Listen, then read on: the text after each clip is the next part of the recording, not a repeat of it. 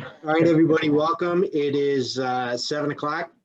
Tonight is the Southwick Conservation Meeting for February 7th, 2022. At 7 o'clock, it is being held via Zoom and Zoom only. The meeting is being recorded, so if you choose to stay on, you will be recorded. And I guess also, if anybody else is recording the meeting, could you please let us know? It's okay if you do, but you just need to let us know. So is anybody else recording it? Okay, well, let's go through a roll call of commissioners that are on the meeting tonight. So my name is David McWilliams. I am here. We have Mehmet Mazanagul. We have Jerry Patria, Brian Pranka, Brian Drennan, Kevin Solak, Marisa Cook Obregon, and that gives us a full house. We are ready to roll on. First thing, before we jump into any hearings, we have a couple of minutes. Let's just talk about the minutes. Did anybody have a chance to go through and read the minutes from the last meeting? I did, Dave. You're fine, Bri. Couple small things. Gene and I went over them already. So if nobody else has anything, I'll make a motion to approve the minutes with the minor changes. Anybody want to second that? I second that. All in favor, let's do a roll call vote. So Brian made the motion, Mehmet seconded it. Jerry, how do you vote? Aye. Brian Pranka.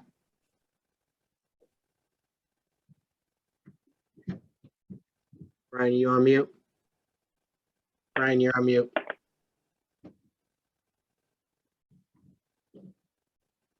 Sorry, I'm here. Aye. All right. Kevin, how do you vote? Aye. Marissa? Aye. And I vote aye as well. So just really quick, before we get to our first hearing, we have something on the agenda that I just want to cover really quick. We have an NOI scheduled for 370 North Loomis Street. And I don't know if there's anybody on the meeting to have a conversation about that, but there was an email that came in today to the commission, and I'm going to read it. So maybe we could just take this right off of the agenda.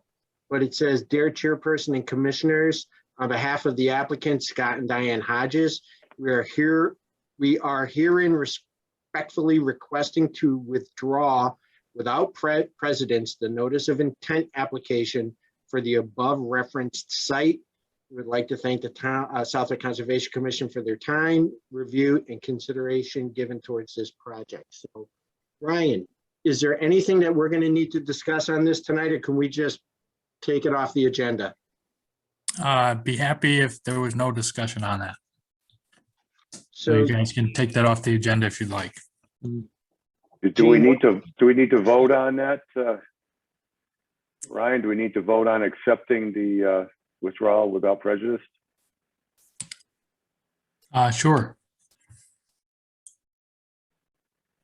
I figured if we can get it out of the way, people who may or may not be on the call for that can jump off. So, all right, then I'm going to make a motion to accept it. Do we have a second? I'll second. Okay, Brian Pranka, how do you vote? Aye. Mehmet? Aye. Jerry? Aye. Kevin? Aye. Marisa? Aye. So moved. Excellent. Thank you, Ryan. All right. We still have a minute between now and the beginning.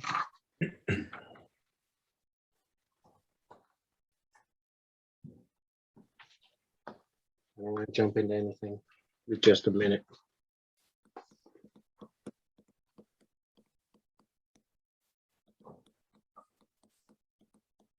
So the next thing is going to be a continuation for an NOI for Hudson Drive. It is a proposed construction of a ground-mounted solar photovoltaic generating facility, portions of which are located within the 200-foot riverfront area. Who do we have on for this project? Hi there, we have Tom Saunders here from EDP. We've got Connie Liu, who's our project engineer, and Ed Avizinus, who is our wetlands scientist and our wetland scientist. Excellent, excellent. Well, thank you for joining us once again. Sure. For those that are in attendance, we went out there and we did a site visit. I think it was on the, was it 27th? 25th, It was 27th. 25th. Yeah. And it was myself, Marisa, Dennis, and Jerry went out and toured the facility and walked through, and they gave us a nice tour of what their plans were. And essentially, I think there were a couple of things that we were concerned about was the road crossing over the river, which is an existing road crossing over the river anyway, so it doesn't really seem like anything is going to change there other than what's right now. The other thing was going to be the stormwater runoff area, and walking through the project was Connie, wasn't it? Yeah. Connie. It looks like it's an area that's a natural depression and no work is going to be done to the area to create a retention pond. It's just a natural area. The only work that may be done is over the years, just thinning of trees. So really, there's going to be no disturbance there. And the last question I had regarding it was in regards to the storage of the batteries and what kind of storage situation was going to be put into place. But I'm going to open it up to the rest of the board and those that were on the site visit to see if there's any other questions, comments, concerns.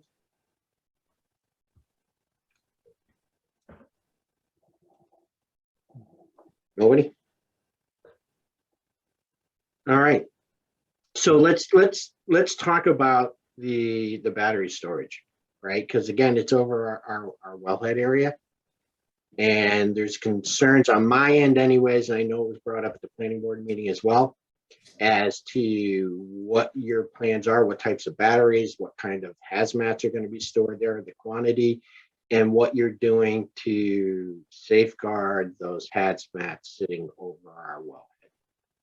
Sure. Dave, do you want, before we get into that, do you want to talk about the Mass DEP comments at all? We submitted those back to them and to you as well. Yeah, if you have them. I don't have a copy in front of me, so if you can pull them up and go through them, that'd be great. Okay, sure. Do that.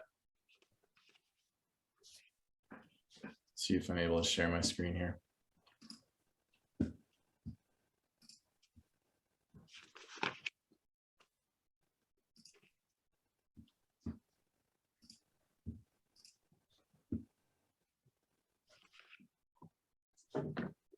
All right, is everyone able to see this? Yep.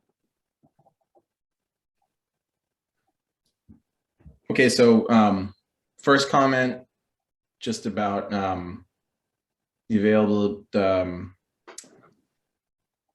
Conservation Commission have expertise available to address specific issues, charge a fee for doing so, so we've acknowledged that.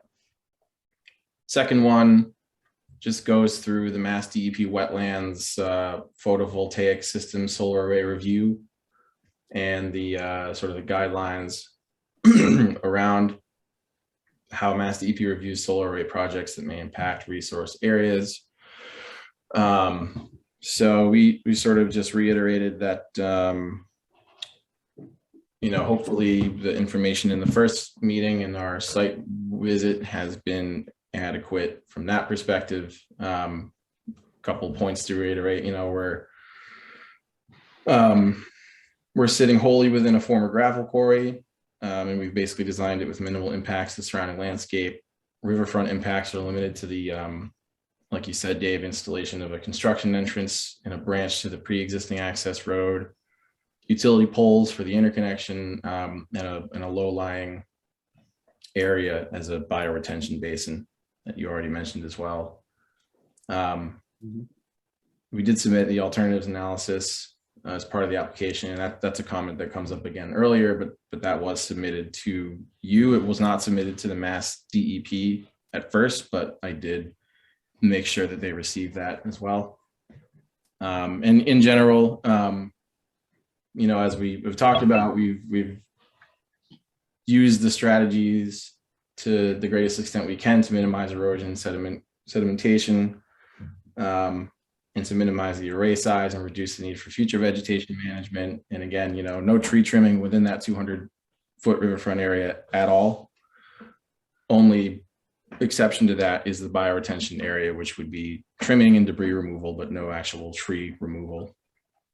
And again, no tree clearing in the 200-foot riverfront area. Again, perimeter fence has a critter gap on the bottom of 6 inches. And the development meets all of the Massachusetts and Southwick stormwater standards as well.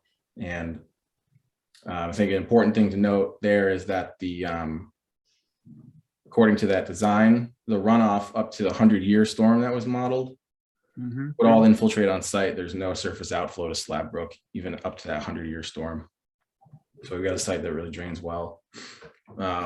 Again, the alternatives analysis report that was submitted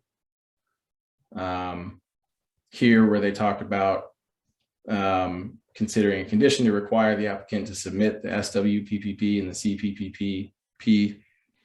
We're amenable to that, and we're happy to do that before earth disturbance begins. And then the long-term O&M site plan with the location of all the stormwater BMPs is shown on the project drawings and sheet C200 and sheet C201. So just to kind of go through all that, I want to make sure you address that first as well.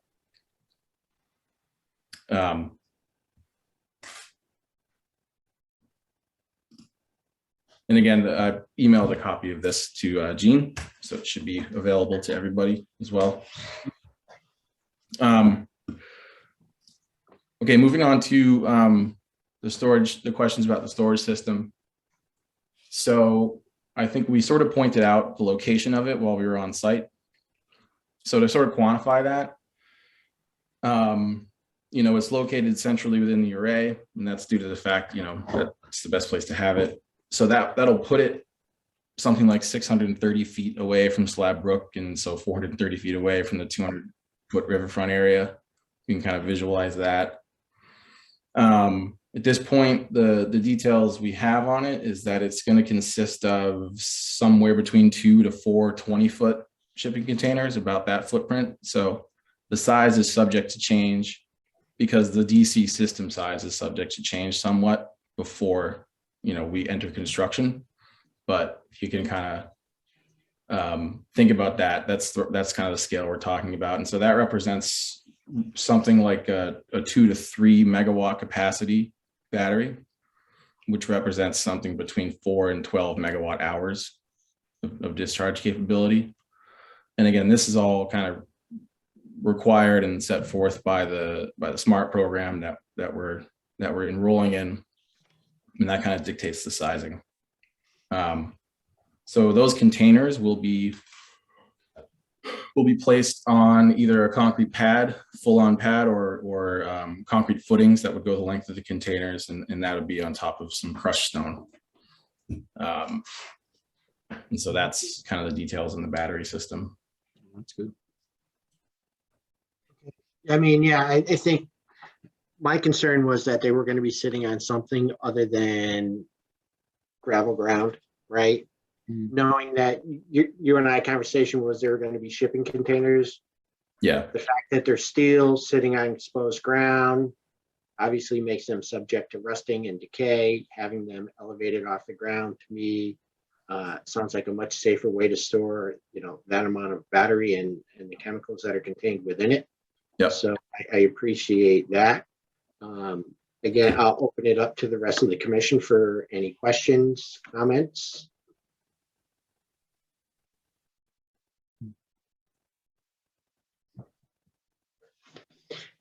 Anybody outside of the commission, any Any residents of the town have any questions about this project?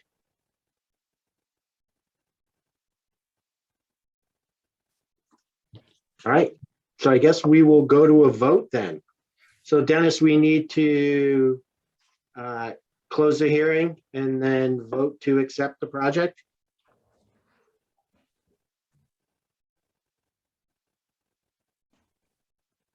You lose Dennis?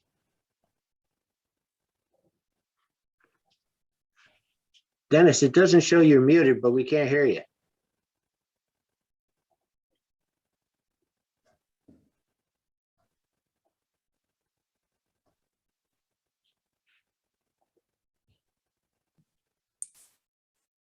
Can you hear me now? There you go. Sorry about that. Yes, you are correct. Close the meeting and you can take a vote on the project. Okay, while you were unable to be heard, were there any comments that you had you wanted to share? No, it looks pretty straightforward, Dave. Okay, great. So does anybody want to make a motion to close the hearing? I'll move I to make a close the motion to hearing. close the hearing. I beat you, Mehmet. Okay, Matt, you want to second it? You can second. second. All right, let's go through a roll call vote. Dave McWilliams is an aye. Brian Pranka, I'm going to abstain, Dave, only because I wasn't privy to any of the other previous conversations or site visit. okay, appreciate it very much. Brian Drennan, Aye. Marisa, Aye. and Kevin. Aye. Excellent, thank you very much. So we are all set here. Okay, great. Yeah, we really appreciate it. Thank you for all of your time and effort. Oh, we have to approve the project Yes, next. Right. yes, We just closed the hearing. Okay. thank you, Jerry. Jerry, would you Hey, like to huh? make a motion? I was gonna say that the next step is, yeah. Jerry, you making a motion? I can, sure. I move to accept the project. Second. And Dave McWilliams, aye. Kevin Solik, Aye. Marisa, Aye. Brian Pranka, I'm assuming is going to abstain. Yes, With conditions, Dave? Oh, yes, sorry. With conditions? Yeah, Dennis, what are we looking at for conditions? What are your recommendations on this? I would just do the standard conditions that we do for all the projects. And I don't know if you're going to require a bond or not, but would be another condition that be voted on. Well, let's talk about that before we finish the vote then. Thank you for reminding me about that. So yeah, I mean, we typically do a $10,000 bond and that's usually for a residential project. This is something a bit larger than a residential project, as well as it's impacting a bit more square footage. Do we have any recommendations from the commission on bond amount and any other conditions that we may propose? I would think maybe the 10,000 would be sufficient here. Okay, I know it's a big project, but seems like they have it all under control, so. Just really quick, what exactly is the bond mechanism designed to do here? I'm a little unfamiliar. When you come in for the certificate of compliance, the bond would be released at that time. Okay. Sure. right. Right. Are there any other conditions that people want to put on the project?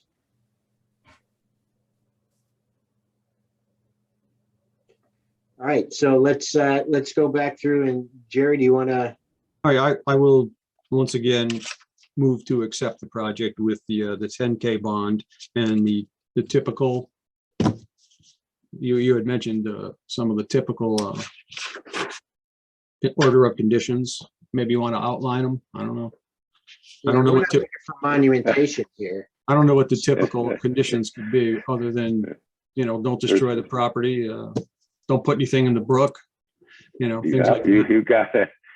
Yeah, it's the erosion control. Yeah. There's about 20 or 30 of them, so I really probably don't have the time to go over them all right now. But they're in the DEP Right. electronic order of conditions.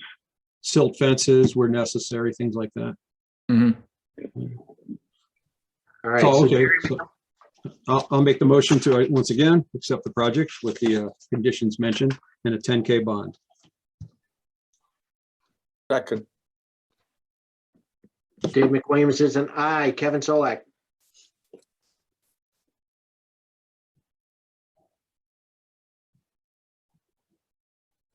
Kevin, you mute. Kevin, you want to vote? Yeah, I'll vote to accept it. Okay, thank you. Aye, sorry. That's okay. Marisa, Aye. Brian Drennan, Aye. and Brian Prankin, I'm assuming you're abstaining again. Yes, please. Okay. I think now we're officially done with this one. Great. Done deal. Thanks, Tom. Thank you, Dave. Nice meeting you guys. We will be in touch. Thanks, Tom, Connie. Thanks, Ed. everyone, guys. Thanks for Thank answering. you our very much. All right. Appreciate it.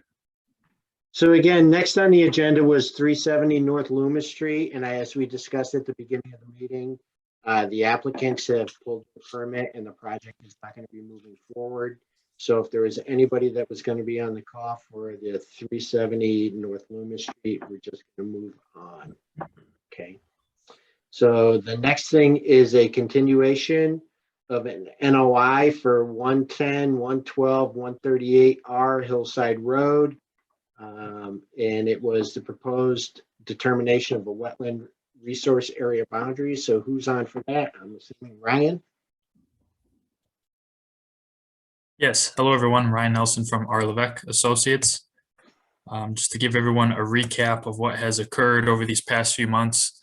In the fall of 2021, we had submitted a abbreviated notice of resource area delineation, otherwise known as an ANRAD, for a property owned by Mr. Nicholas Katsanakis on the Hillside Road. There were several parcels involved. There was a wetland determination through an RDA made quite a few years ago. It had since expired, so we were refiling for the determination of the same wetland boundaries. We refreshed all the flagging on site. And then the commission had elected Kate Bednaz of Freshwater Services to conduct a peer review of the delineation. I met Kate out on site a couple times, and we have reached an agreement as to the placement and delineation of all the wetland flags, and the plans that were submitted reflect that. And I believe Kate had submitted today her final report and letter supporting this final plan set dated January 18th. So just to give everyone a recap, if you can see my screen, this is kind of the key sheet. The plan is broken down into 6 different sheets.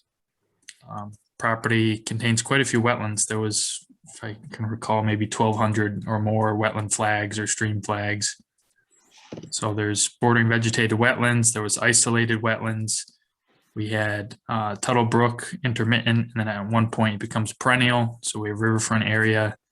There were intermittent streams, and all of that has been delineated for the entire subject property. So Ryan, so this is just right now a delineation. Is there anticipated construction imminent on this property? Yes. Yep. So we'll be coming forward to the commission likely early this year with some sort of future project plans.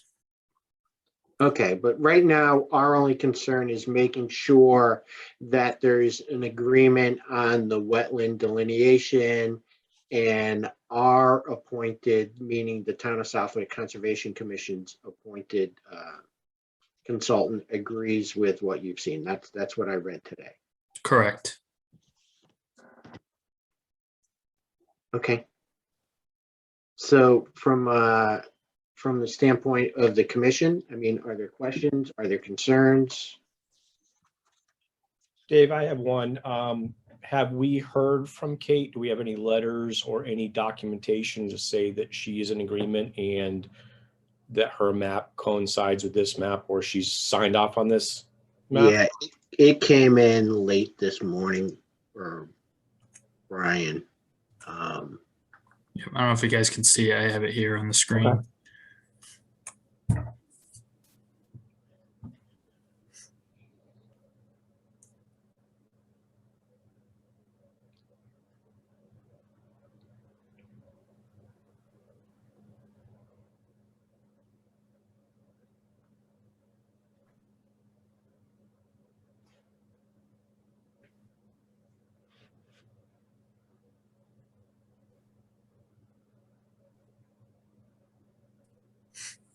So I think the crux of it is sentence 1 of paragraph 2. FWS has worked with RLA throughout the process, review process, and is in agreement with the wetland resources areas as delineated on the most recent revised plans as referenced above. So those are the plans that you reviewed with us today. Yes, So the ID number matches the plans that Ryan submitted. yes, revision dated January 18th, 2022. Thank you. Those flags will stay out there for a good while, or how does that work? Yeah, depends. They usually last about 3-4 years, and then they start to degrade or the wind breaks them. It depends what they're tied to, really. Okay. I mean, if you mentioned a proposed construction in a future date, we probably need to see the flags at that point too. So. Sure. Yep. Ryan, this is Dennis. This is Dennis. Please make sure you send me a copy of the revised plan so I can submit that along with the determination. Yep. I think I forwarded that to you guys this morning. I didn't get a copy. I didn't get a copy of it, so I'm not sure. Okay, I'll double check on that. Thank Dennis, you. I thought I forwarded it over to you as well, so. I didn't see that either, Dave. Hmm. Maybe let's check. I have a problem with my email, maybe. Well, it could be my email. I'll make Ryan, sure- I think we also need a hard copy of the map. Okay. I can't print it off of an email. Sure. We Yeah. can get that to you tomorrow. Okay.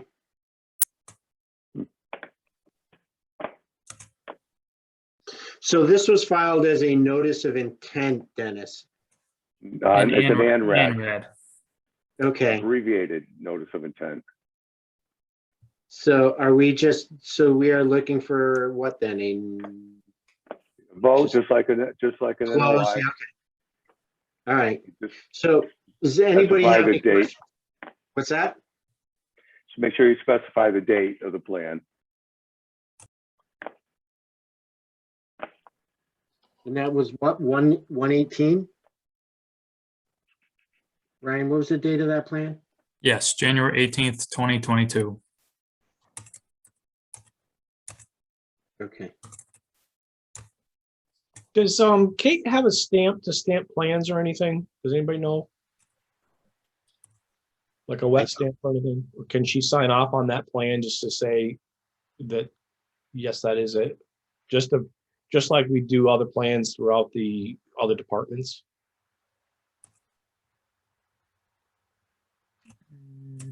I don't. Ryan, how does believe so. she usually do that? Does she send us a copy or? Well, she sent a peer review recommendation, but Yeah, that there's no requirement that a wetland scientist has to stamp it. I've never seen that done before, but and it refers to this Other plan. departments throughout the town, there's plans and designs done where people sign off to plans and designs, and also people sign off on letters and the permits and everything else, just so everything ties and nobody can say anything otherwise later on down the road. It just links everything together neater. I'm not sure that the wetland scientist has a stamp. I'm not even sure if that's a. No, can be What just the kind same, because again, we see them without stamps all the time. Just like we sign off on some plans sometimes, right? Correct? Yeah, we don't have a stamp though. We just sign off on them. Yeah, but just basically have her ink it. That's all. Yeah, well, I'm sure she'd sign off on it. Oh, I'm just asking just for that way. There's no back and forth ever. Yeah. They can say Yeah. yes. I mean, I don't think that would be an imposition. I think the signed letter that she sent, as long as we keep it with the plan. They get Sure. separated a lot though, Dave. That's what I'm saying. I suppose. So I guess, Dennis, you think she'd be amenable to just signing off on the plan?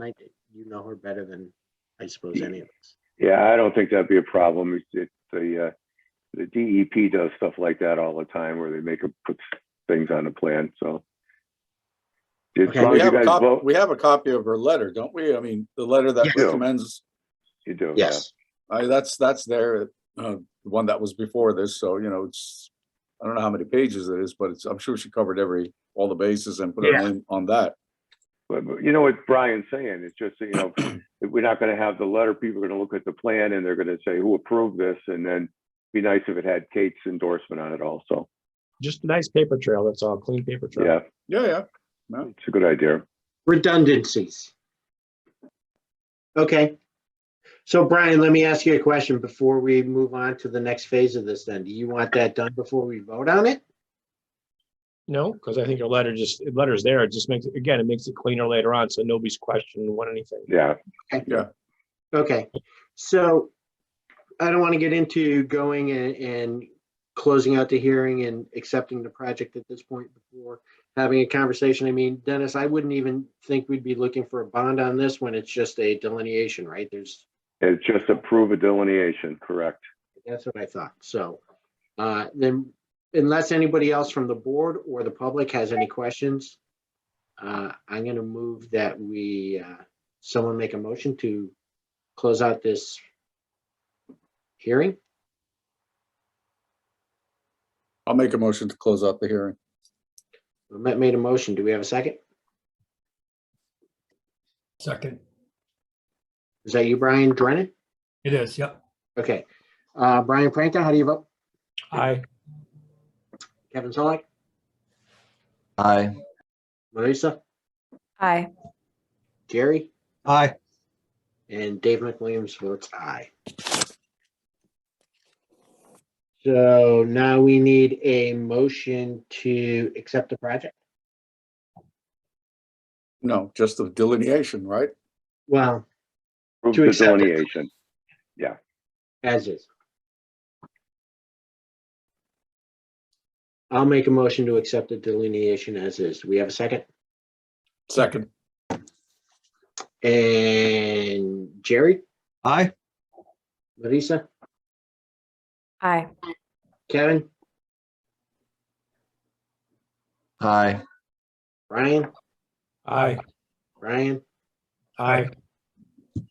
all good on that one then. All right, thank you, everyone. Brian, thank you. Thank you, Ryan. So that is the extent of our public hearings for the evening. We have some new business to go over. And Dennis, I'm gonna go out of order. Gene, if you don't mind. Number 6, there's an ask for a minor change to an order of conditions currently for Crepes Tea House. So if we could just go through that really quick so that we could get the gentleman off the call. Art, are you still with us? Yes. I'm here too, Dennis. I'm here with Art. I'm Steve Salvini from Salvini Associates. And just due to logistics, supply, and the seasonality of it, the contractor who's going to supply the helix piles for Crepes Tea House is shut down for the season. So they want to switch over to using sonotubes instead, which makes a minor change in the notice of intent. So in what regards? Is it just a material change or is it a quantity of holes that are going to be drilled change? I mean, no, if you want to get into the nitty gritty of it, it's the size difference between a sonotube and the steel pile generates a little more compensatory storage, but on a negligible amount. So that would be the only question raised, and the whole project itself is very negligible in terms of what it generates for compensatory storage requirements. So we see it as non-consequential. And the reason you want to substitute the sauna is because you can't get the helical piers? The supplier shut down for the season, and they want to get moving on this so they can have it ready for better weather. The construction of the gazebos. So he wants to get it done while the ground's frozen in the winter. Exactly. Yes. Mhm. Sounds reasonable. Mhm. Does anybody have any issues regarding this from a commission standpoint? No. To me, it's, you're digging holes to support the structure, whether it's cement or helical piers. Obviously, there is a difference, but I don't know as though there's enough difference, in my opinion, to make it make a difference. So, does anybody have any concerns? I think it's concrete in a tube. I don't think it'll hurt the stream at all, so. Right? Isn't that what a sonotube is? Yeah. It's not the concern of the tube, it's just the compensation. And as Steve says, it's negligible. Okay. I would Easy agree. for you to say. So do we need to vote on this, Dennis, or we just, Yes, you need to vote on it. So when he comes in for the certificate of compliance, he'll be in compliance. okay. So nothing on the certificate of compliance changes as far as anything that's previously been written regarding the bond or the other litany of 20 things. We're just agreeing to Sure. allow for sonotubes. Yes, if you believe that's a minor modification, that can be done right here at this meeting. It seems pretty minor to me. I don't know if there's any disagreement to any of the other board members. No. Not for me. So anybody want to make a motion to accept the change to the minor order, the minor change to the order of conditions? I'll accept it. I will second it. Jerry, how do you vote? Aye. Marisa? Aye. Matt? Yes. Brian? Aye. Drennan? Aye. Brian Pranka? Aye, please. Thank you, thank you. All right. So you two gentlemen are all set. Thank you for Thank joining you. us. Thank you. Thank Thank you. Have a guys. good evening. Good evening. All right, let's go up to new business review approved 2022 LPP application. So Gene, is that the application you're sending out, or are we looking to approve their changes in the closures and openings of the lake? Which one is No, this? it's just the application that we send out every year. Okay, Some members of the LMC changed the portion. Do you want to see it? yeah, could you pull it up? And Dennis, I'm going to ask you briefly to give a description of what our responsibility is for the local permitting process and the history behind it, because I learned something today from you about it. And I know there's newer people on the board as well. So can you go through what it is and why we're required to do it? Just like you and I spoke today? Sure. Yeah, it's my fault. The Conservation Commission got saddled with this local permitting program because at the time the DEP was handling all the Great Lakes. They still handle, not Great Lakes, Great Ponds, sorry. They still do handle all the ones in Massachusetts except for Southwick, and there's one other that has a local permitting program.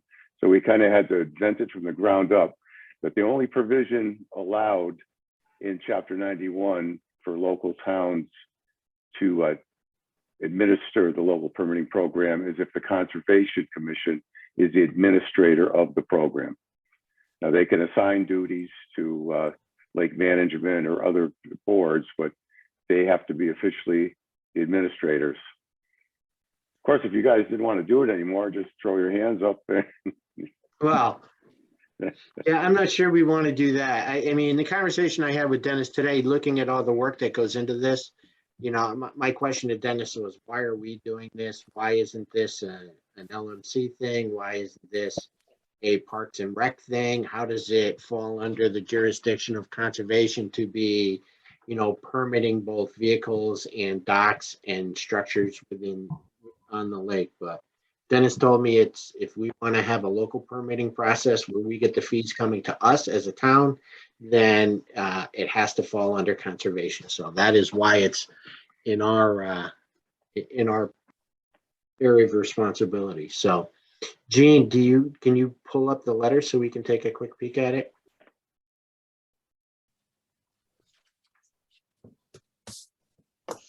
That's the basic application. It's really hasn't changed much. Except they've added here where it says lifts. They haven't voted to charge for lifts, which are essentially just the little houses. This is the part that they requested to be changed. They want the vessel registration number and the vessel owner. And it only allows for 5 vessels per application, which quite honestly isn't going to make any difference because majority of the applicants don't fill out this vessel registration. And they're certainly not going to fill out the vessel owner because down here it says owner. So I think it's a little redundant. The only thing, if they're looking for records of registration numbers and who owns the vessel, I don't know who's going to keep those records. And in the 5 years that I've been doing this, I've asked to look up a registration number once. So I don't think it really serves much of a purpose. And if this is not filled out, I am not going to return the check and say, you know, I'm not going to send you stickers unless you fill out your registration number, because that'll be too much back and forth. I'd say about an average of 50% or more don't even fill out the registration number, but it's up to you. I don't care. Okay. Well, we have Norm from LMC here. You know, what are your thoughts on that? We obviously would prefer that no stickers get issued unless the entire thing is filled out properly. It's not going to happen, Norm. well- I'm not going to send over 50% of these applications back and pay for their postage going back and hope they fill out the information and send it back to me. It's a waste of time. So I can only tell you how I feel about it, and I'm sure that's how the rest of the group will feel about it. We have not actually approved this as a group. It's on our agenda for this Thursday night. So we haven't really discussed it in detail as a group. I know individuals sent in information, but because of the open meeting law, they can't send it to all the other members, which is a problem. But so I'll get the full scoop on Thursday night. So if you prove this tonight and then we have a big problem with it, then what are we gonna do, you know? Well, so there's a middle ground, right? So Yeah. all we're doing is approving the form, right? I don't think we can approve the form, but then there's the compliance aspect of the form, which is in itself different, right? So as far as, you know, and again, this is my opinion, I don't speak for the board. I'm fine with the form, at least having the vessel registration, vessel owner, and what have you information requested is better than not having anything. And if they do it, that's great. If they don't, that's fine. You know, I'll go back to my previous comments about this being on our under our responsibility. I don't know that Gene has time to continually go back and ask people to refill in this information. Right. I mean, if somebody else wants to chase this down, that's great. But right now, we're stretched thin on this commission anyways. Yeah. Well, I will say this, that LMC is listed as an advisory committee. So we don't have any authority. Right. We'd love to have it, but we don't have any. So that's why you guys have it. Well, just a little caveat, these applications are going out the week of February 21st, which is the week I'm on vacation. And if you guys disagree or say that you don't want to approve this, then you'll have to wait until our March 7th meeting. And who knows after that when I'll have another chance to send out 400 to 500 of these applications. That would be a big mistake, and we don't want to do that. I agree with that, but you don't have a second meeting in February, must be because of the President's Day? Yes. Okay. I'm gonna say I can give you an answer for your next meeting, but now that's March 7th. That's not gonna help you. Well, I mean, you know, again, the form as is, we can vote to accept and to send out on the mailing. That way it hits the mailing. You know, as far as the enforcement goes, you know, I'm pretty firm that we don't have the manpower right now to chase this thing down. You know, if manpower becomes available later on and we do it ad hoc, that's a different situation.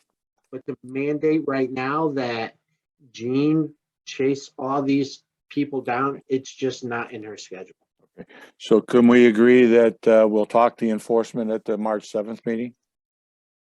We can have a conversation about it, sure. Okay. Okay. We'd love to talk on this commission. Okay. How about the next, anybody else on the commission have any input?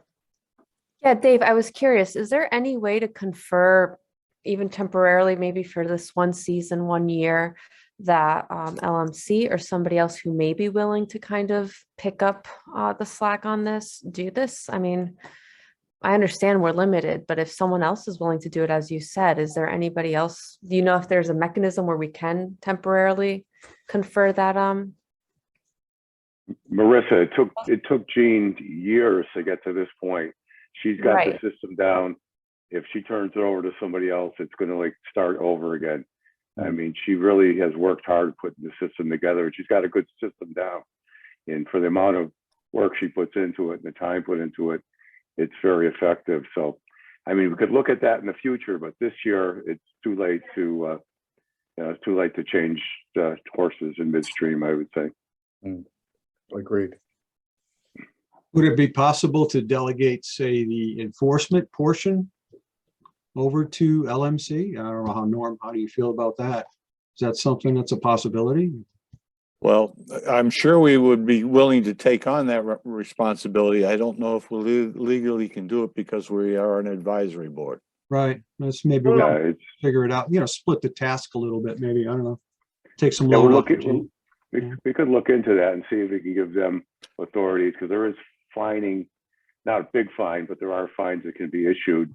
And, you know, if we could talk to the town council and see if that can be, I don't know. We'll have to get into some serious conversation about that. So I think the way I'm hearing this is there's enforcement and then there's legwork, right? And, you know, the first part is the legwork. These are going to come back in, certain number of them are going to be blank, right? Making a copy of the ones that are blank, handing them over to LMC and let them run down what vessels are on those docks is not enforcement. That's just chasing people down. And if they can fill in some of those gaps, that's one thing, right? But the enforcement side would definitely be on us. But if they want to take the blank ones that show up and start making phone calls and filling in the blanks, better for everybody. But what stage does the harbor master get involved? Well, that's a good question. I don't know. So the harbor master. I mean, maybe that could be the reinforcement part. I mean, if there's navigation involved with it, if it's blocking navigation, you know, he's limited to those type of issues. There is a mechanism for, I don't know, $50 fine or something that could be issued, but that's a civil fine.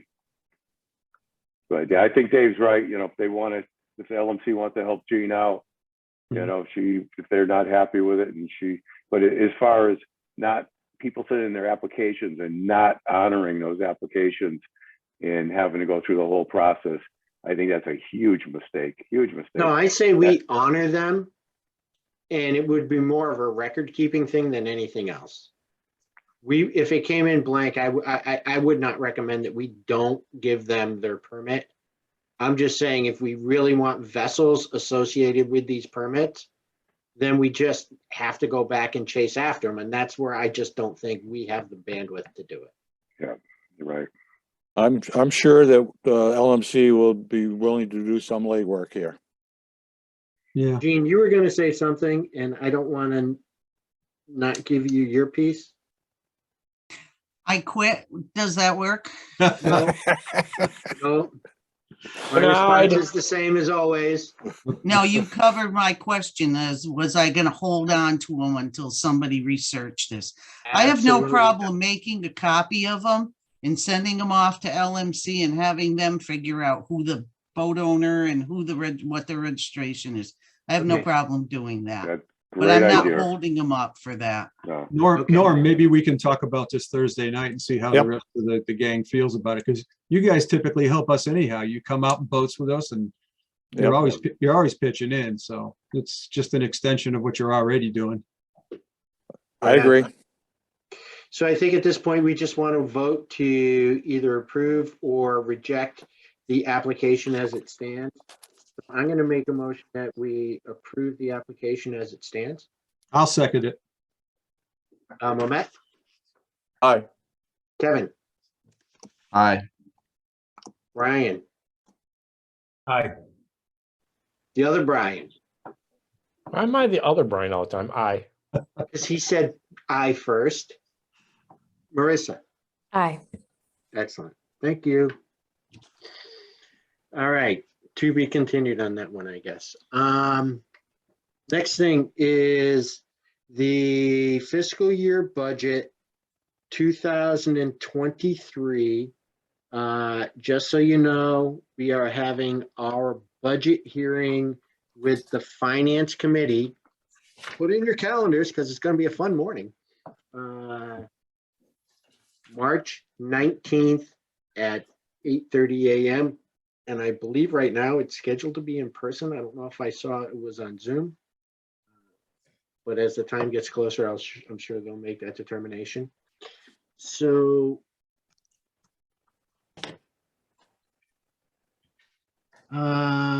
Gene, do you want me to share my screen, or do you want to pull up the budget? Whatever is easiest for you.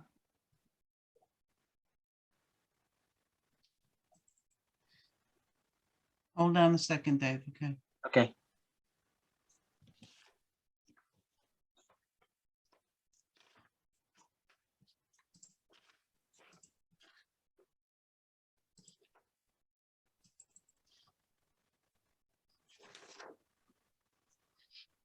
This is it.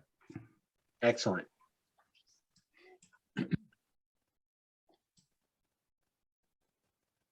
So Gene and I got together and we talked about the budget and what our expenditures were and what our expenditures were going to be moving forward. Can you just full screen that, Gene?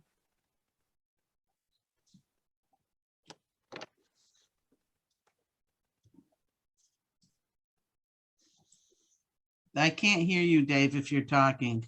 Oh, I said, is there a way you can just do that in full screen mode?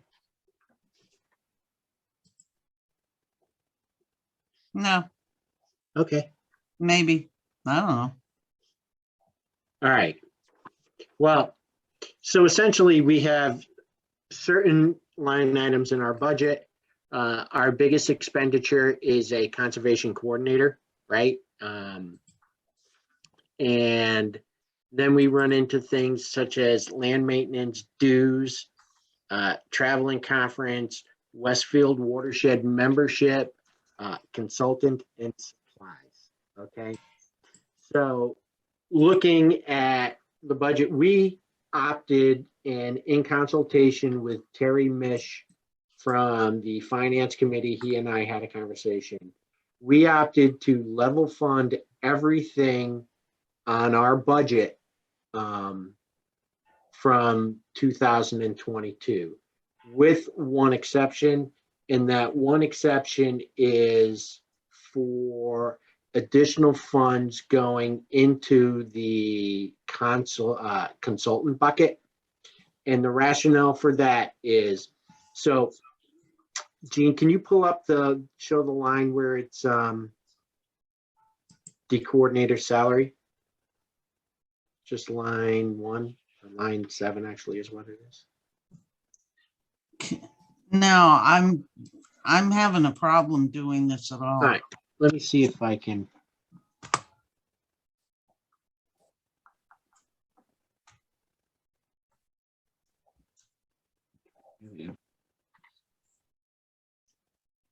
I have the consultant line item here. Right. Is that what you're looking for? No, so hold on, let me see if I can do this.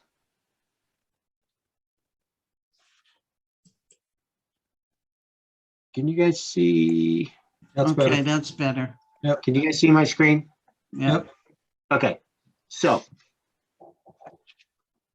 as you know, we used to have a conservation coordinator that was Dennis. Dennis has since moved over into a consultative role, right? And if you look at last year, all of the salaries or the fees that we're paying Dennis as a consultant came out of the coordinator's budget. Okay, so my concern was if and when we get to the point where we hire a coordinator, the intent is to have Dennis stay on in tandem as a consultant to train up this new person to take on that position, right? So we're adding funds to the consultant role. We're keeping the coordinator's budget exactly as it is. We're bumping up the consulting budget to make sure that we can have funding to cover Dennis to do a transition, okay? Does everybody understand that? Aye. Any questions? Aye, right on, right on. So regarding the other things like land maintenance, that's for the work that we do at Sofinovsky's, the mowing. It's also for, any trash removal that needs to be done, any kind of maintenance that needs to be done at any of the properties that are maintained by conservation. The dues line is for all of us to be members at MAC, right? And any other organizations that we're part of. Travel and conference, even though we didn't go to the meeting in Worcester last year, this budget is for 2023. So we don't know whether or not that's going to be in person or whether it's going to be remote, but we're going to maintain our budget in case it's in person so that we do get to go to it. We're also members of the Westfield Watershed. Again, we have the consultant. So that, again, hopefully would be Dennis, or there are rare cases like where we engaged with Kate to act as a consultant on that hillside property.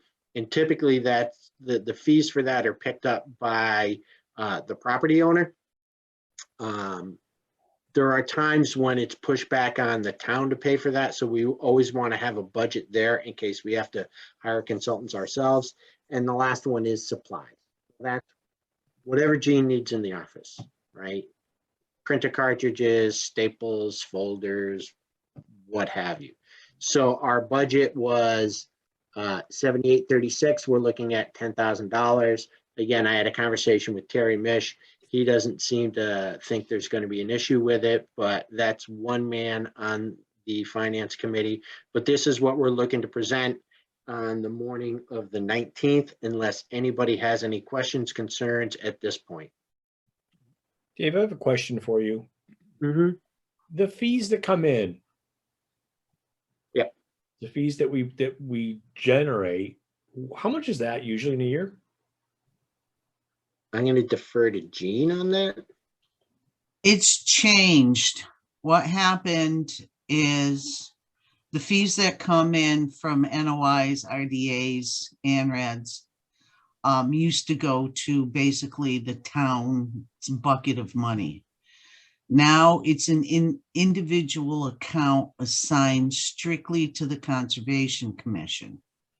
However, the funds in that little bucket of money are now used for my salary and for any conservation expenditures. So I guess the conservation is now an independently funded entity. And as far as exactly how much money we have in that account right now, I didn't get a report. Well, my question is that what do you expect to get in? I mean, do we cover our own expenses and give them money back, or do we need to ask money to pay for this $10,000?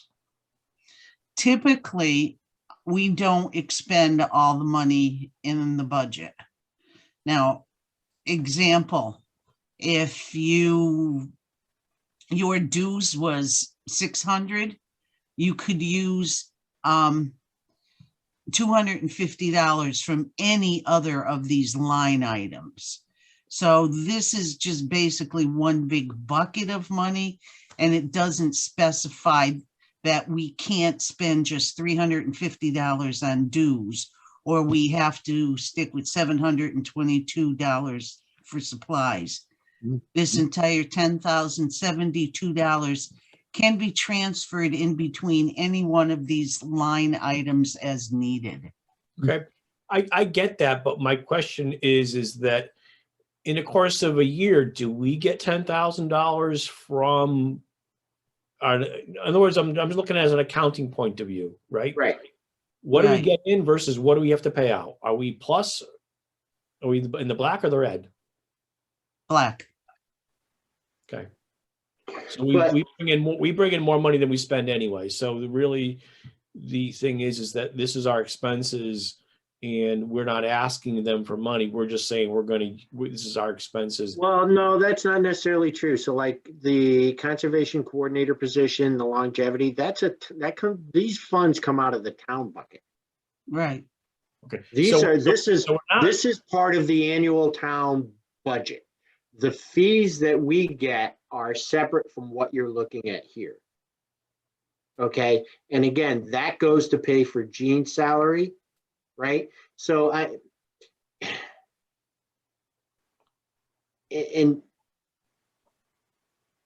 guess when we voted at the town meeting for conservation to retain those funds instead of them going into the general fund, what the town said was, okay, great. Or the town voted that happens. Now the administrative side of the town said, okay, well now we don't have to pay for conservation secretary anymore.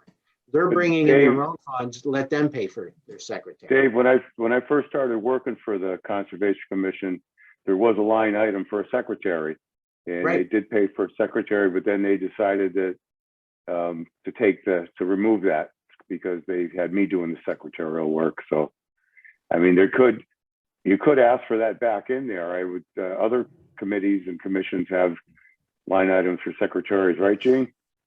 Yes, but like the lake permitting program, my salary comes out of the fees collected for the stickers.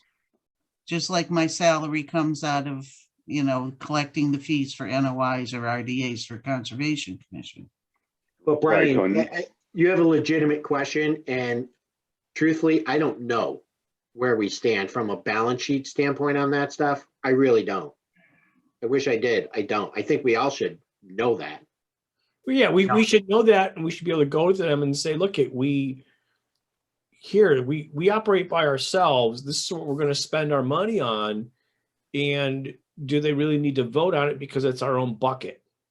Yeah, but again, this money here is not our own bucket. This is coming out of the town budget. Okay. So what we need to find out is that budget that comes in for the NOIs and the RDAs, we could actually kind of back into it, because I could tell you how many we did in 2022, because we just submitted that for the annual report. I think it was 70 NOIs and like 7 RDAs. So then you just multiply that by the filing fees, and that'll tell you how much we brought in. And then you have to look at, okay, well, what's the expenditures? The expenditures are Gene, and then there's a balance there somewhere.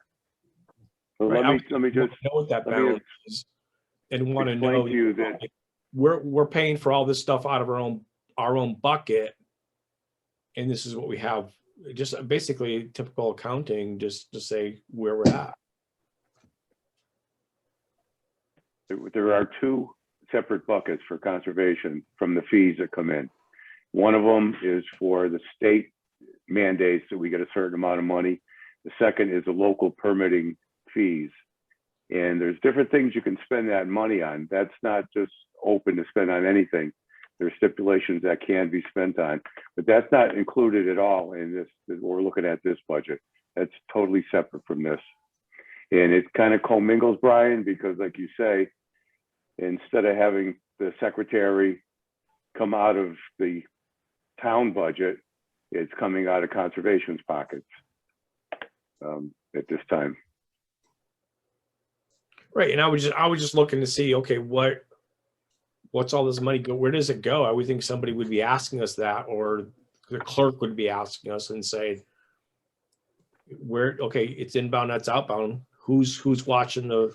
Well, that's a good point. They are asking us about this. Right. But Brian, the history is right here. Go back where it says total fiscal year 19 budget. We had land maintenance 4,700. We expended 4,700. We expended 4,683. Fiscal year 20 budget, we had 4,700 budgeted and we expended 4,397. That's the history of what the bucket of money is and how much we spent per line item. I don't think he's talking about this budget. He's talking about the other money that comes in that's not in this budget. Oh, That's accounted for. It goes towards The your NOI salary. fees and that. right, Yeah. right. Yeah, Just so in that, case, just in case the finance committee says, okay, so we do this, but is there extra money left over that we can pull out and whatever? So we don't, again, if we could just say, we don't need town money or we need town money. And I would think it would be a whole complete check and balance there. Well, I think we always need town money, right? Based on the conversation, again, I had with the finance group was, listen, we're going to ask for what we've always gotten. I'd rather ask for more and not use it than not ask for enough and not have the money we need to operate, right? So that's kind of where we are right now. If you look at this, most every year, there's many line items that we're not hitting. The consultant bucket, right? The land maintenance, the dues, and even the traveling conference, obviously, because of COVID, those budgets fell to, very low numbers. So we're typically asking more than what we go through, which is a benefit to the town. But, and they always want us to decrease by 5% what our spend is. And, we were able to kind of have a conversation with them as to why we're remaining level funded. And like I said, we didn't get a lot of pushback on it, but again, that was one person we'll see on the 19th. So this is the budget that we're presenting. It's actually late. It was supposed to be, this sheet here was supposed to be submitted to the town last week, the first, but it couldn't get submitted to the town until we had a vote on it and we hadn't had a meeting. So we do need to get a vote on this so that we could submit this budget request to the town. And it needs to be in their office by tomorrow morning. So it's either you love what you're looking at or we got to start monkeying with some numbers, but it's got to be done tonight. I like what we're looking at. I'm just questioning that whole thing. That's all. No, I get it. And you know what, I'll make it a point to get more clarity for our next meeting. So I'm going to make a motion or ask somebody to make a motion to accept the budget for 2023. I will. All right, Brian, do I have a second? Second. Aye. Kevin. Kevin, okay. Mehmet. I just seconded. Oh, I thought Kevin seconded it. No, he just said aye. Oh, all right. And Kevin says aye. Jerry. Aye. Brian Drennan. Aye. Marissa. Aye. Dave McWilliams is an aye. I miss anybody? Excellent. We had a Dave, request. stop sharing your screen.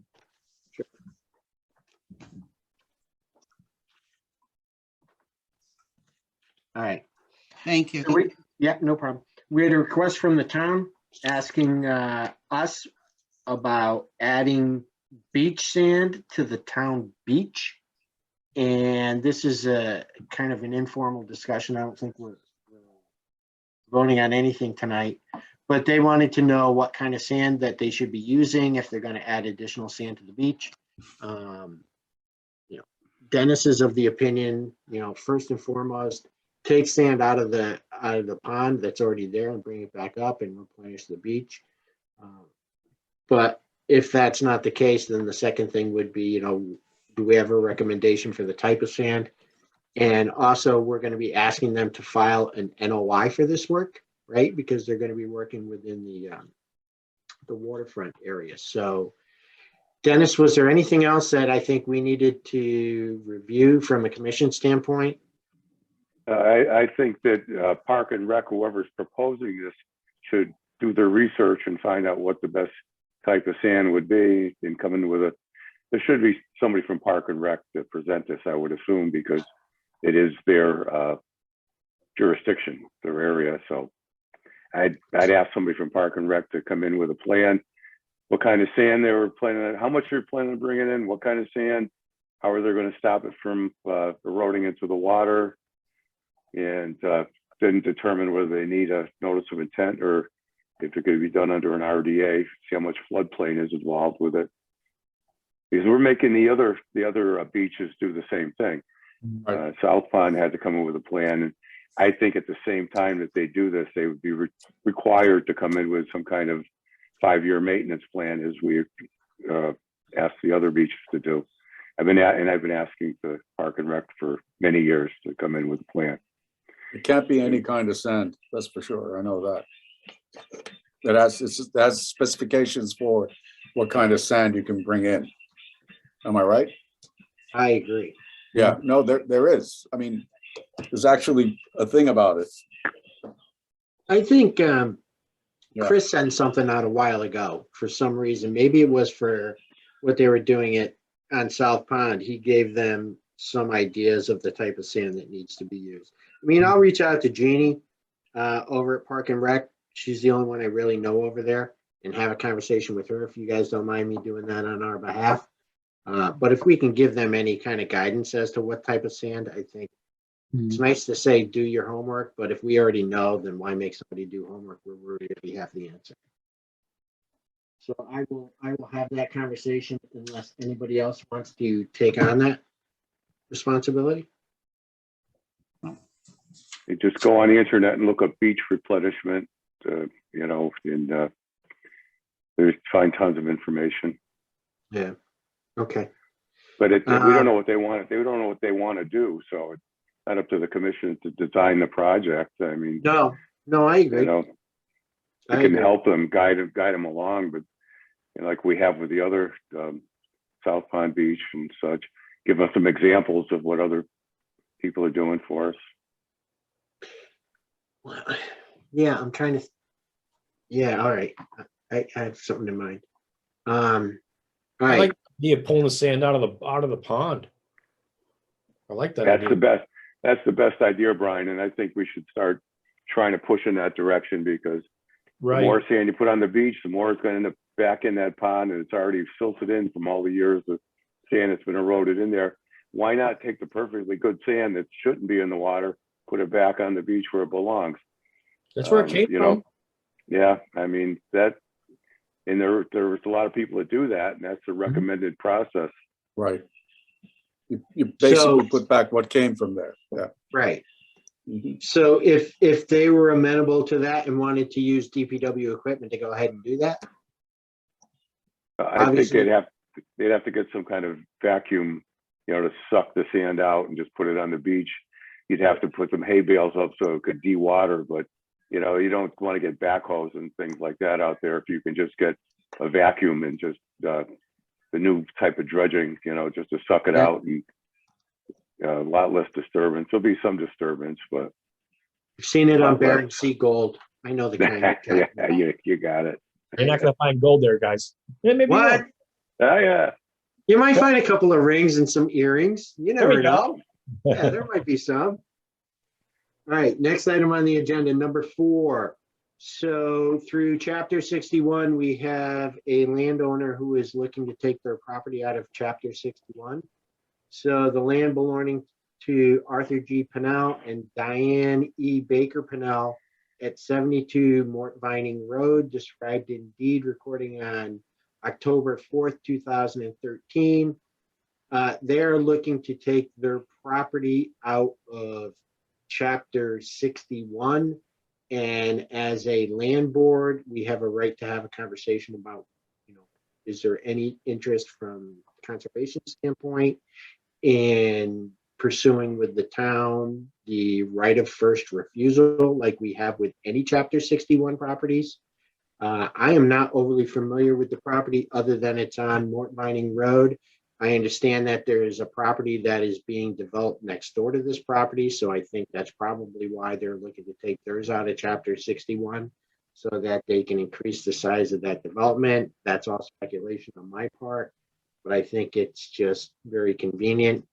So I will throw it open to the group. What are your thoughts on this? Is it a piece of property worth trying to get through the town? It is some nice farmland, and it abuts a piece of property that we tried to preserve that is now being developed. And I've heard the same thing, where he's going to sell his property to the developer to extend the existing proposed development that's out there. I don't know, if we had a land trust in place, or we had some way to come up with funds.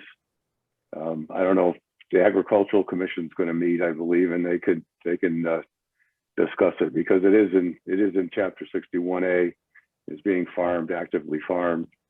It'd be a shame.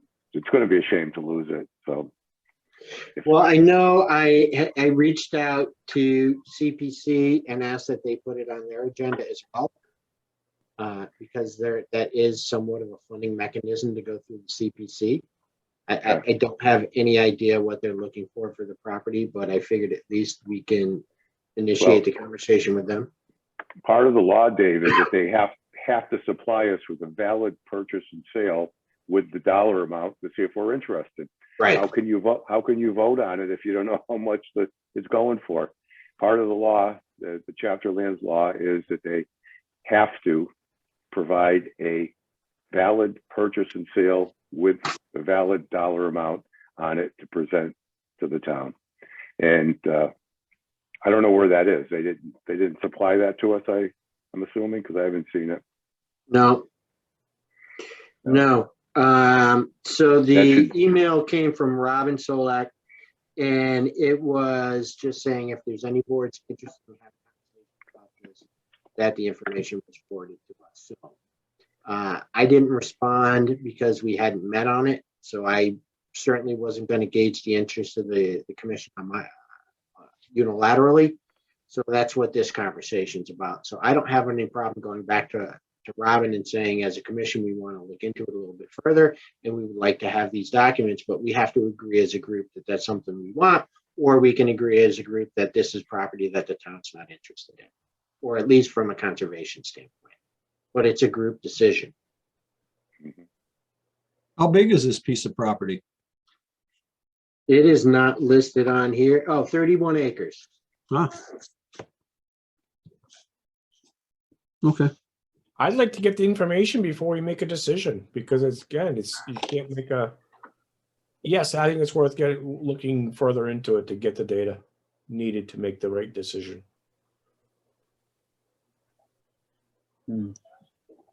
That's reasonable, yeah. Bert, what is, do you have any inclination of where ag's gonna go on this?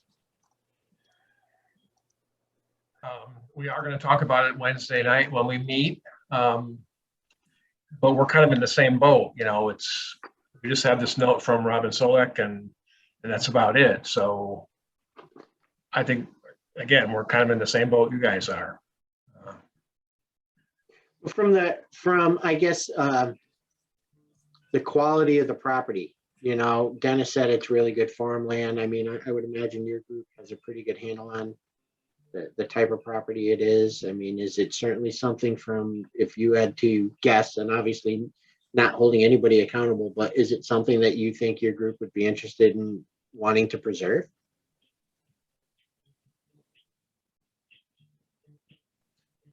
I think, I don't know, are you asking Dennis or me? I don't know. I'm asking you, Bert, I'm sorry. Oh, okay, sorry. Yeah, I think again, I'm not totally familiar with the property. I am a neighbor, you know, up the street, so I know what the house looks like, but I haven't actually looked at the 31 acres. Off the Bert, top can of my you head, I just, would say, I mean, it's 31 acres of farmland, so yeah, let's try to preserve it as a farm. Bert, could you just identify yourself, please? Oh, I'm sorry, Bert Hansen, 153 Mort Mining Road. Thank you. All right, so I'll reach out to Robin, and whatever she replies with, I'll get it out to the group so that we can have it in our hands before our next meeting. Just for context, if I may add, when we were looking to help preserve the property that is now being developed adjacent to this, one consideration that we had is that this is a corridor, or was until that point, a corridor where there was preserved farmland across the road at Diana Flynn's farm, and to lose the land across the street effectively was going to erode that corridor in terms of wildlife as well. So from a conservation standpoint, that was something that also crossed our minds in terms of just keeping that farmland active in somewhere, at least open space. So I would just like to put that out there for consideration. Obviously, I think we need more information in terms of all the other missing pieces, as everyone mentioned, but from a conservation standpoint, I would hope that that would be taken into account in terms of the bigger picture of what's happening at the end of Mort Mining.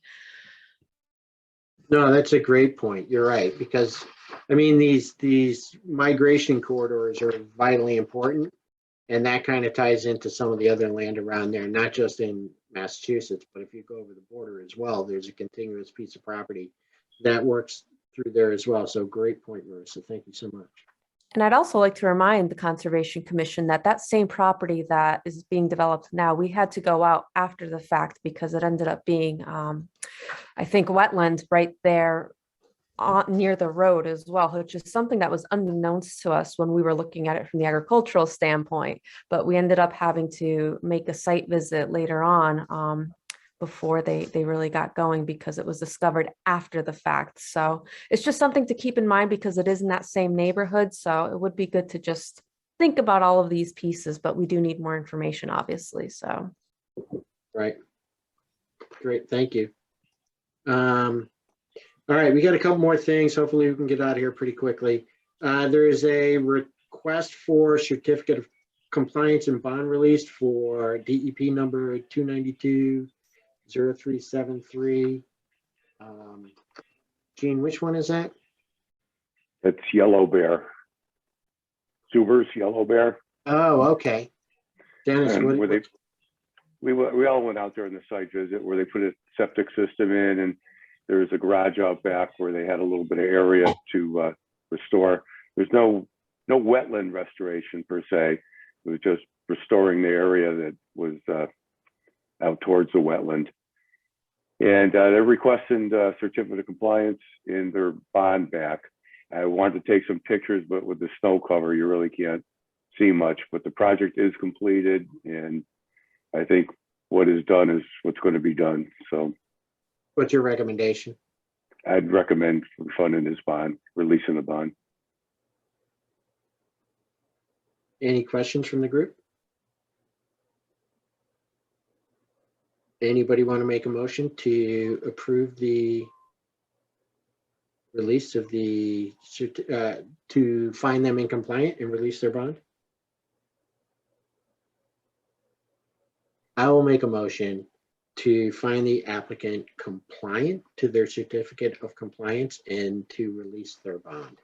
Do I have a second? Second. Kevin, how do you vote? Aye. Jerry, how do you vote? Aye. Brian Pranka the first, how do you vote? The other Brian votes aye. All right, the second Brian, how do you vote? Aye. Marissa, how do you vote? Aye. Nice. All right. Number 7 is the annual town report. I think we all circulated that amongst everybody. It's already been turned into the town with the revisions that you folks made. So I appreciate all of your help with that. So we're going to scratch that off because there's nothing we can do about it now. The town's already got it. So under old business, we should be able to go through this pretty quickly. We have a request from LPP to approve their new, how would you word that? Lake protocol. Thank you, Norm. I thought I had that. Gene, you don't have a copy of that handy, do you? I have mine. Can you share? Yes, I do, but it kills my computer every time I try to bring it up. No, if Try- Norm can share, that's great. I did share. Do you see it? You can see it. There it is. Yes. Yep. Okay. Can you run through it? Yes. Last summer, when we had so much difficulty with when the lake got closed and we went through the no wake process, we realized in conjunction with the police department and the fire department that the no wake portion of the current protocol is most difficult to enforce. From a standpoint of manpower to do it, and secondarily of a lot of people don't understand what wake is. So so we said, and we're one of the few lakes that has a no wake policy. So we were recommending that we go to the proposed protocol, which eliminates the no wake. The no boating numbers stay the same, both in opening the lake and in closing the lake, but it's just eliminating the no wake portion. MSL is the mean sea level. So currently we're proposing there'll be no boating at 225.2 feet above medium sea level. And it will reopen when it goes below 224 feet, 0.8 feet MSL. And a lot of people have confusion with 0.8 feet. And so I put the conversion of 0.1 foot equals 1.2 inches. The standard that the government uses is in feet, not in inches. So that's why we have to convert it to feet. So Jerry, you live on the lake, have a boat. Mamet, you used to live on the lake, and Brian, you have a boat on the lake as well. I mean, what does this say to you guys? Anything? Well, I know the LMC put a lot of time and effort into it, and I like the new proposal, to be honest with you, because the current one was a bit confusing and kind of timed in a certain way that, do we wait for the thing to go down before we issue a statement? This new protocol, I think, clarifies it a little bit and makes it easier to understand. So from my point of view, I like the new proposed protocol. Well, will this be posted on landings and such near the pier, for example? I would assume on the bulletin board at the boat launch area, probably. Should there be like maybe something? These are things we've always talked about, like having red and green lights under the bridge for crossing and stuff, which has never happened, right, as far as I know. But so will this be like a daily thing that will be kept up so that people coming in could see that it's okay to go and not okay to go? Yeah, well, the LMC, some of the members of the sign. LMC take daily measurements at the weir gates, and Right. these guys are right on top of it. And So how do they measure? How do they measure this? there's a gauge at the weir gates. And Norm, is there any other way other than just looking at the gauge? I believe there's an electronic gauge plus a manual gauge that they can read from the bridge area. These guys, Okay. they're on top of it. They go out and check, especially when it gets high or low. It doesn't happen very often that the lake gets closed. Signs are posted when it happens. I believe code red was used when it happened, but it's very rare for the lake to be closed. Yeah, for sure. Okay. But when boats are on the water, when the water is that high, it does even more damage to the shoreline than Absolutely. And your It's, lawns. uh, Yeah. you're not going to get that. You're not going to get that shoreline back. It's gone. It's gone. So I think this is overdue. I think it's a good clarification too. Yeah, I think it looks a lot simpler than what was Yeah. before. So So, I believe the harbor master has approved it. You need to prove it, you being the Conservation Commission, and then it goes to the select board. Right on. So based on that, I'm gonna ask for a motion. I'll make a motion to accept the proposed protocol from LMC. I'll We have a second second? that. Second. Kevin, how do you vote? Aye. Brian Pranka, Aye. Brian Drennan, Aye. Marissa, Aye. David Williams votes aye. Okay. Did we cover everything LMC? We had one other item from our last meeting, because the old Krabby Joe's is a proposal there to make it into a new restaurant and a marina. And they're talking about putting in 350-foot long docks, 40 rental spaces and 20 spaces for the restaurant. Norm, can you stop sharing your screen, please? If I can find it. It's a little button on top where it says share your screen. Okay, I'm looking. Or just show us your browser history. Go up to the top below Zoom meeting and it's there. There you go. No. No. Stop share. Okay. There you go. Sorry about that. I'm Stuff is sorry. tricky. That's okay. There are also some serious parking issues with it. They said they only need 68 parking spaces, and they have 63 identified. And what they didn't realize that 11 of those spaces are on town right-of-way property. So we had to hurry up to get a letter out to the planning board, which met last week, and I don't know the results of the meeting. I didn't have time to get on. Nothing came out of it. I was on it. Okay. It's continued. Okay.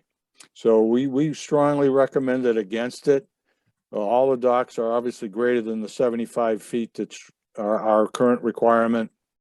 Also, the distance between the docks with a 35 feet, and when you put two 30-foot boats, pontoon boats in there, there's not going to be enough room to maneuver around. And also the fingers that come off the main dock to dock your boat on are only 10 feet long, and again, for the large boats, that won't work for docking a 30-foot boat. So there are a lot of issues, but we wanted to get it off to the planning board so that we authorized Dick to write the letter and send it in. Yeah, so I know that they're talking about it. Like I said, nothing came out of their meeting other than a continuation. Okay. We, as a board, haven't seen anything from them at this particular point in time, so. Yep. Okay. And that covers LMC unless you got any questions. Not I. Two last things. We'll go through those really quick. They shouldn't take more than 30 seconds. Conservation coordinator position is pending. I sent an email to Joe Didi, Carl today to see where we stood, if we have any applicants. I have not heard back, so I will update you as I know. And as far as the enforcement orders, I think those are, as is, we will just continue to monitor. So, does anybody else have anything for the committee? Anybody want to make the last motion of the day? Well, Did we I do got 22 Bath Road? Is that covered? Or is that- hold on.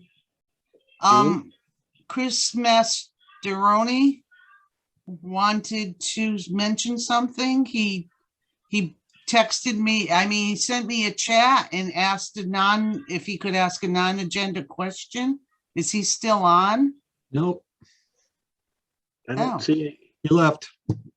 Okay, sorry. So then no. Okay, Mamet, you had something? Was that did we do the 22 Bab Road? Is that covered? That's on the Yeah, agenda. 22 Bab War Road was the kid that lived on the backside of North Pond. And at a previous meeting, we had issued the enforcement order, and he is in compliance with the enforcement order. Okay. And the same Alright. thing with Noble Steed. Last we were out there, they were in compliance with the enforcement order. I think everything's frozen right now, so to say there's any silt runoff would be kind of tough to gauge. But we'll see how those two things hold up come the spring. Okay. Law. I'll make a motion to end the meeting for tonight and see you guys on the 7th. Let's just have a voice vote. All in favor of adjourning, say aye. I need a second. I second. All in favor, say I seconded. All in favor, say aye. Aye. Aye.